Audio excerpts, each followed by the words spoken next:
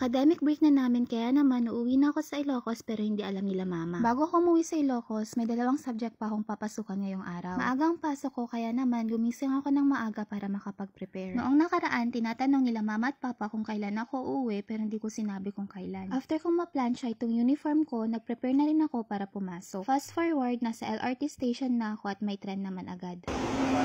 Maaga pa at walang masyadong pasahero kaya naman nakaupo ako. Kapag rush hour kasi, madalas standing at siksikan. Pagdating ko sa may Antipolo station, nagantay lang ako ng jeep papuntang Fatima. 5 to 10 minutes lang naman ako nagantay at may jeep na agad. After 15 minutes, nasa Fatima na ako. Pagdating ko sa school, dumiretso na ako sa room namin. Wala akong close friend kaya naman dito ako sa harap umupo. Nag-discuss lang yung prof namin sa seminar at nag-pre-test at post-test lang kami sa MTOP. After post-test, dismissal na kaya naman umuwi na agad ako. Sa March 25 to 31 pang ACAD break namin, kaya lang wala na akong ibang subject na papasukan this week kaya naman napagdesisyonan kong umuwi na sa Ilocos. Fast forward, nasa Antipolo station na ulit ako. Dahil may load pa naman itong beep card ko, umakyat na ako agad para magantay ng tren. Pagdating ko sa taas, saktong may tren galing Recto. Kaya naman, saglit lang akong nagantay. Mag-u-turn lang saglit itong tren at makakasakay na ako.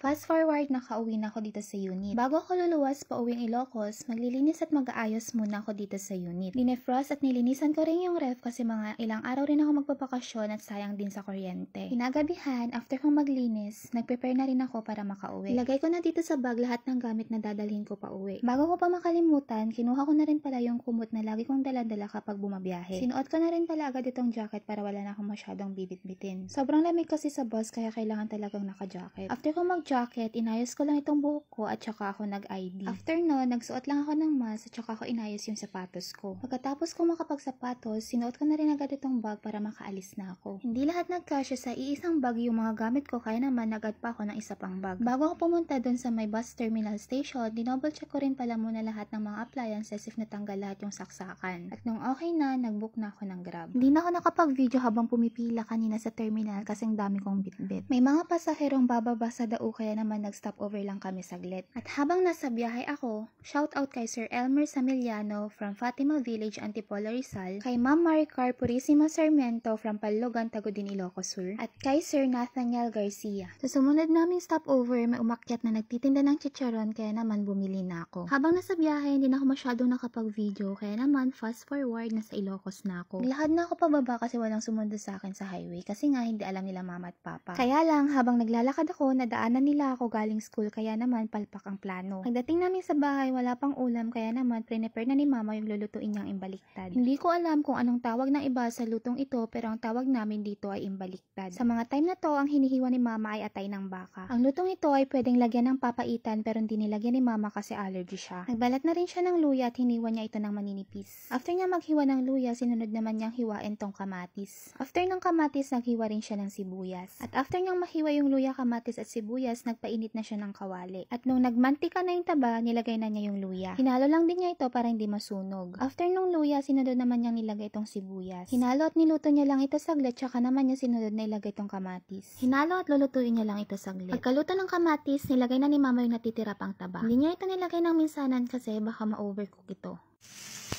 Habang niluluto ito ni mama, patuloy lang ang paghalo niya para hindi masunog. After noon, sinunod na niya ilagay itong atay ng baka. Lulutuin niya lang ito saglit, tsaka niya lalagyan ng tubig na magsisilbing sabaw. Mainit na tubig na rin palang nilagay ni mama para mas madaling kumulo. Habang niluluto ni mama yung baliktad, nagluto na rin pala ako ng shirataki fried rice. Naglagay lang ako ng konting coconut oil, tsaka naman nilagay ni mama yung shirataki rice na niluto niya kanina. Sa shirataki fried rice na niluluto ko, naglagay din pala ako ng 4 na itlog. Naglagay din ako ng konting asin pampalasa. At nung luto na ito, nilagay ko lang to sa plato. After kong maluto yung shirataki rice, sakto naman kumukulo na itong imbaliktad na niluluto ni mama. Habang kumukulo, naglagay na rin siya ng pampalasa. Inihanda na rin pala niya yung karne ng baka na ilulubog niya lang saglit dito sa may sabaw. Ilulubog niya lamang ito na ilang minuto sa kumukulong sabaw, tsaka niya rin haanguin agad. Kapag kasi masyadong matagal na nilubog, titigas yung karne. Pagkalipas ng ilang segundo, hinangon na niya ito at nilagay na ito sa mangkok. At sa mangkok kung saan niya nilagay, naglagay din siya ng konting sabaw. Kapag nagluluto ng imbaliktad, madalas naglalagay sila ng papaitan. Pero sa version ni mama, hindi siya naglagay ng ganun. After makapagluto ni mama, kumain na kami. Kaya gustong gusto ko umuwi sa Ilocos kasi gusto ko yung mga ganitong ulam.